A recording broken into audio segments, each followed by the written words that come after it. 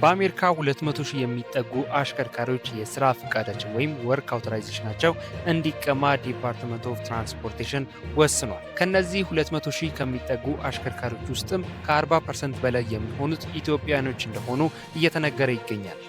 President Donald Trump's immigration crackdown is now driving foreign-born truckers off the road. You were telling me you used to see 50 or so foreign-born students every year, and this year, how many would you say you've seen?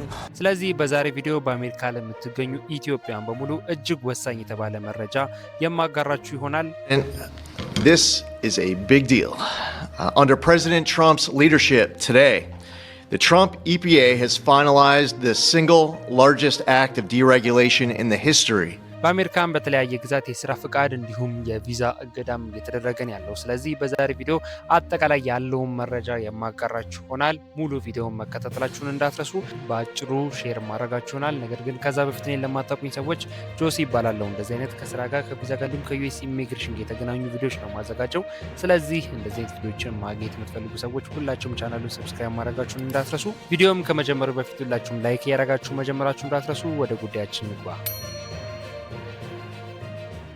መግቢያ ላይ እንደነገርኳችሁ በአሜሪካ ከ200,000 በላይ የሚጠጉ አሽከርካሪዎች የስራ ፍቃዳቸው እንዲነጠቅ ዲፓርትመንት ኦፍ ትራንስፖርቴሽን እነዚህ ከ200,000 በላይ የሚጠጉ አሽከርካሪዎች በአሜሪካ ማለት ነው የስራ ፍቃዳቸው እንዲነጠቅ የወሰነበት ምክንያት የእንግሊዝኛ ቋንቋ መስፈርት አድርጎ በማቅረቡ ምክንያት ነው። ከነዚህ 200,000 የሚጠጉ አሽከርካሪዎች ውስጥም 40% በላይ የሚሆኑት ኢትዮጵያውያን እንደሆኑ እየተነገረ ይገኛል። የቋንቋ መስፈርቱም በፌዴራል ደረጃ የተቀመጠው የእንግሊዝኛ ቋንቋ ችሎታ መስፈርት ማሟላት ግዴታ እንደሆነ ይገልጻል። በውሳኔያቸው ላይም በፌዴራል ደረጃ የተቀመጠውን የእንግሊዝኛ ቋንቋ ችሎታ መስፈርት ያላሟሉ አሽከርካሪዎች ማለትም በሺዎች የሚቆጠሩ በአሜሪካ የሚገኙ አሽከርካሪዎች የስራ ፍቃዳቸውን ሙሉ በሙሉ እንዲሰረዝ የሚያደርግ አዲስ ውሳኔ አስተላልፈዋል። ስለዚህ ማንኛውም በአሜሪካ የሚገኝ የትራንስፖርት ዘርፍ ውስጥ ያለ የኡበር ሊፍት እንዲሁም ደግሞ ትራክ ድራይቨሮችን ጨምሮ ማለት ነው አጠቃላይ በአሜሪካ የሚገኝ አሽከርካሪ በሙሉ የእንግሊዝኛ ቋንቋ መስፈርትን የማያሟላ እስከሆነ ድረስ ዲፓርትመንት ኦፍ ትራንስፖርቴሽን የስራ ፍቃዱን ሙሉ በሙሉ እንደሚቀመው ተገልጿል። President Donald Trump's immigration crackdown is now driving foreign-born truckers off the road. You were telling me you used to see 50 or so foreign-born students every year, and this year, how many would you say you've seen? Disrupting an industry that's increasingly dependent on foreign labor. Yes, sir. Thank you. ICE agents now showing up at truck wait stations as the Trump administration limits visas for truckers.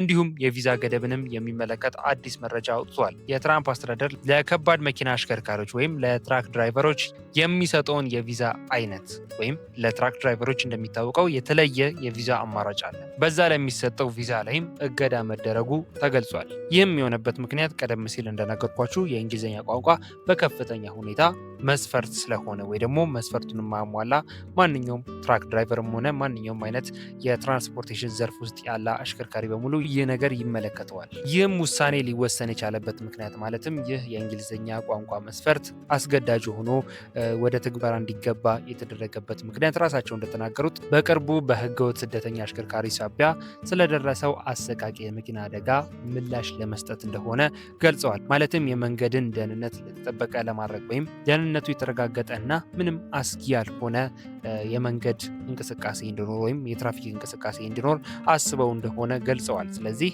ይህ ውሳኔ የተወሰነበት ምክንያት በአንድ ህገወጥ ስደተኛ አሽከርካሪ ሳቢያ በደረሰ የመኪና አደጋ እንደሆነ ራሳቸው ገልጸዋል። ይህ ውሳኔም ማለትም ይህ የስራ ፍቃድ መንጠቅ ማለት ነው ከ200,000 በላይ የሚጠጉ ስደተኞችን በአሜሪካ የሚገኙ አሽከርካሪዎችን ማለት ነው የስራ ፍቃዳቸውን በማሳጠቱ ምክንያት ብዙዎችን ለችግር እንደሚዳርግ እንዲሁም ደግሞ ለመንግስትም ሸክም እንደሚሆኑ እየተገለጸ ይገኛል። As the Trump administration limits visas for truckers, thousands of drivers taken out of service by the Department of Transportation for failing to meet federal English language requirements, according to Secretary Sean Duffy. And shippers say they're struggling to find drivers to take certain routes. የዛሬው መረጃ ይሄን ይመስል ነበር። አሪፍ ኢንፎርሜሽን ባጭሩ ሼር እንዳረኳችሁ ተስፋ አድርጋለሁ። ሐሳብ አስተያየት እንዲሁም ጥያቄያችሁን ኮሜንት ላይ ጻፉልኝ የምንናገርበት ይሆናል። መግቢያ ላይ እንደነገርኳችሁ ለዚህ ቻናል አዲስ የሆናችሁ ሰዎች እንደዚህ አይነት ከዩኤስ ኢሚግሬሽን ጋር የተገናኙ ቪዲዮዎች ስለሆነ ማዘጋጀው ሁላችሁም በግሪን ካርድ ሁኔታ ላይ በአሳይለም እንዲሁም በተለያየ አይነት የቪዛ አማራጭ የምትገኙ ኢትዮጵያኖች ሁላችሁም ቻናሉን ሰብስክራይብ ማድረጋችሁ እንዳትረሱ። ቪዲዮንም እየወደዳችሁት እየተመቻችሁ እየጠቀማችሁ እንደሆነ ላይክ እያረጋችሁ አሳውቁኝ። ምክንያቱም ላይክ ባረጋችሁት ቁጥር ምን ያህል ቪዲዮን እየወደዳችሁት እየተመቻችሁ እንዲሁም እየጠቀማችሁ እንደሆነ ስለምረዳ በርካታ አዳዲስ የሚወጡ መረጃዎች ካሉ ቶሎ ተከታትዬ እንዳደርሳችሁ ይረዳኛል። ስለዚህ ሁላችሁም ላይክ እያረጋችሁ እየወደዳችሁት እየተመቻችሁ እንደሆነ አሳውቁኝ። በቀጣይ በሌላ ቪዲዮ አገኛችኋለሁ። ለሁላችሁም መልካም እድል፣ መልካም ጊዜ።